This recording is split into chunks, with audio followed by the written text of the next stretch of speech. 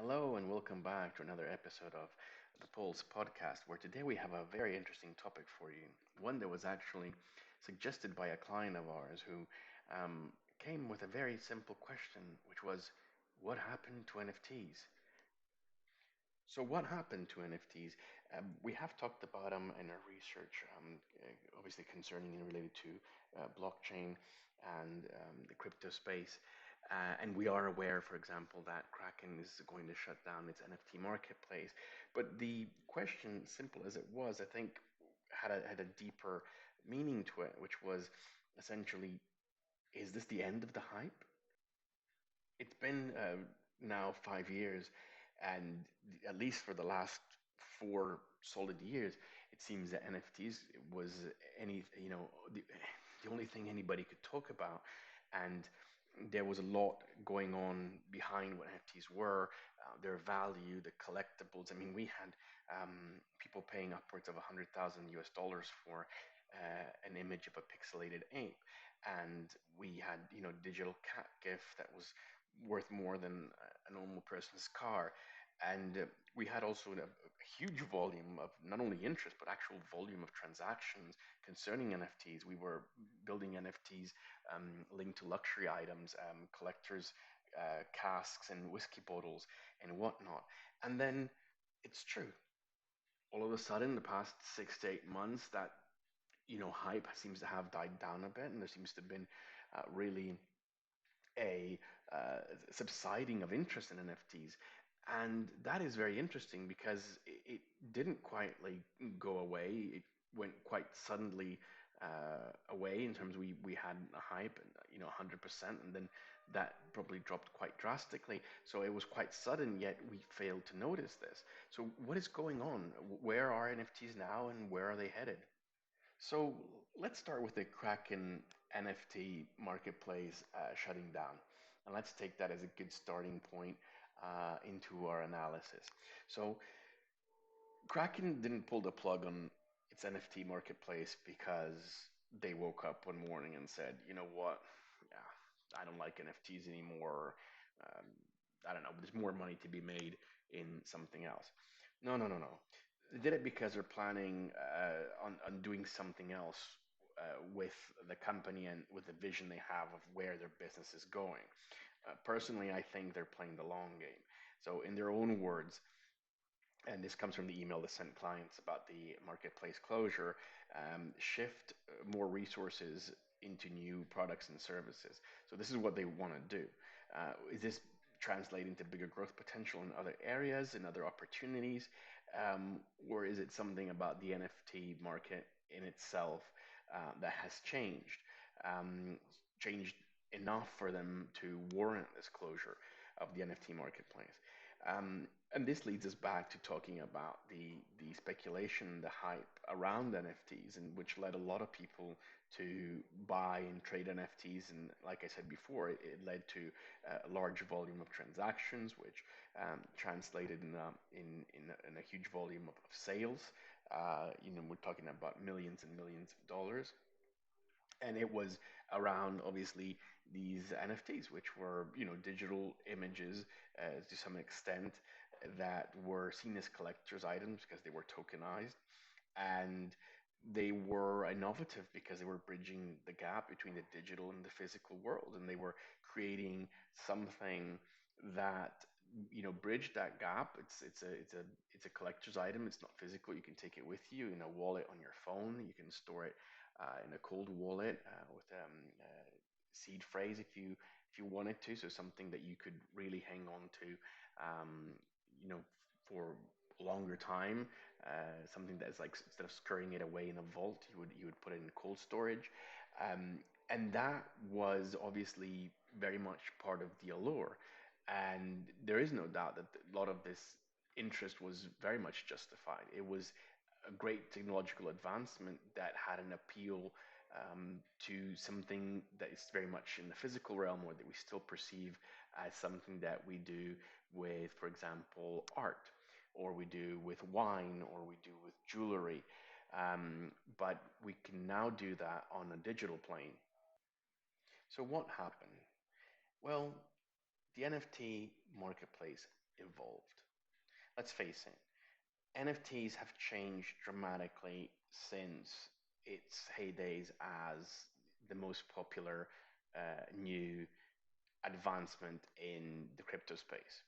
And the initial hype was all about speculative trading, buy low, sell high, rinse, repeat, jump on the newest project, invest in the newest project, sell when bigger money and the bigger popularity of the project came in.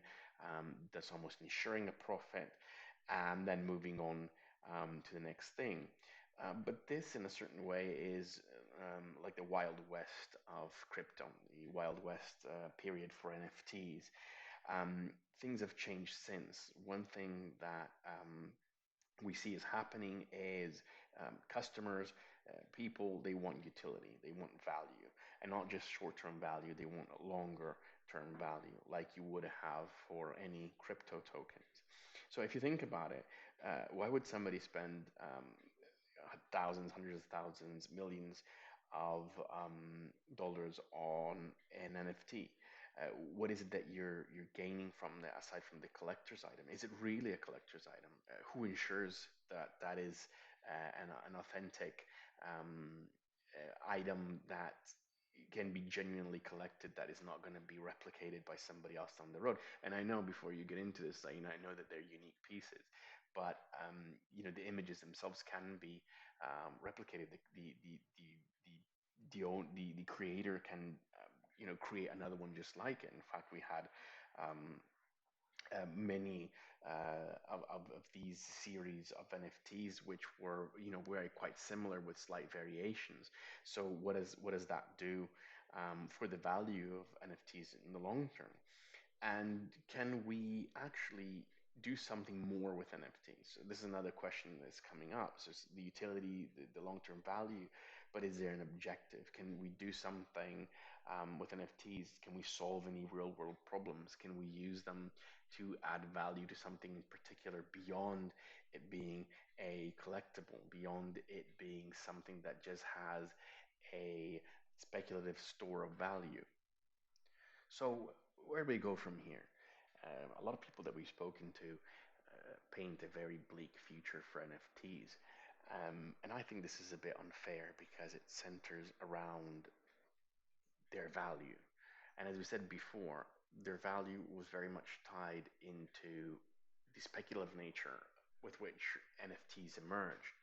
If we leave that aside for a second, we could say that the future of NFTs is actually looking quite bright. And this is because of innovation, it's because of development, and it's because of what NFTs can be used for, aside from just collectibles and this, perceived store of value because they're collectibles. So the value in collectibles are go hand in hand, gives it its value. But what else is beyond that? We talked about this. And if we look at the developments being made in terms of supply chain management, governance, and various other crypto solutions, especially those linked to distributed ledger technology, we can see that NFTs have a much wider playing field upon which to make an impact.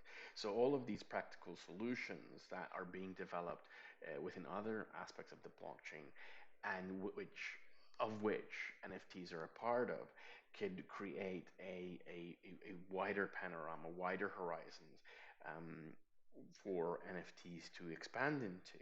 So the key here is to move away from the idea that NFTs are just something that is cool, that is valuable, and that is to be collected. It's to be seen as something that is useful. So, Kraken's decision to close the NFT marketplace seems to be more of a business move in line with their business objectives and what they're trying to do as a company, not so much what NFTs represent. Um, Obviously, if NFTs are just taken to represent that, the store value, the collectible, then yes, there are many potential problems because it's a business predicated on essentially one selling point. But if we see them as a technology that can be implemented to solve real world problems, that presents as a solution to more than one problem, then I think there's a bright future ahead.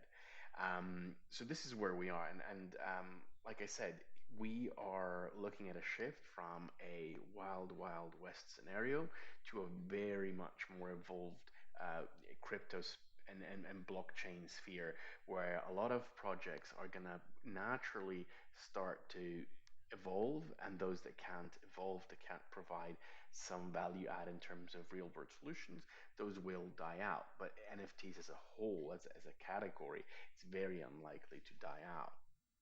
So for us here at North Star, this is a very important signal. It's a signal that the crypto world is growing up, a signal that the next wave of innovation won't come from flashy digital art, but solving real world problems. And honestly, that's a good thing, because at the end of the day, technology should be about making life better, not just about making headlines. So I'd like to thank you for tuning in. If you like this episode, please follow us for more. Every Sunday, we'll have a new episode coming out. We obviously take suggestions from our followers and from our clients. A lot of our podcasts are obviously prompted by our research on current trends and topics. So follow us to stay in touch of whatever comes next on our podcast. And until next time, thank you very much for tuning in.